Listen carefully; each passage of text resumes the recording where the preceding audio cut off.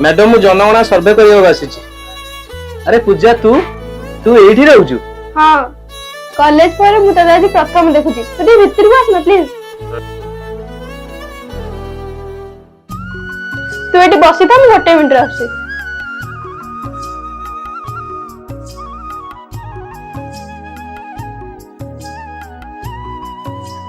Sorry मां को medicine दउथली तो सेति पय डेरी गेला। मां माने तो सासू?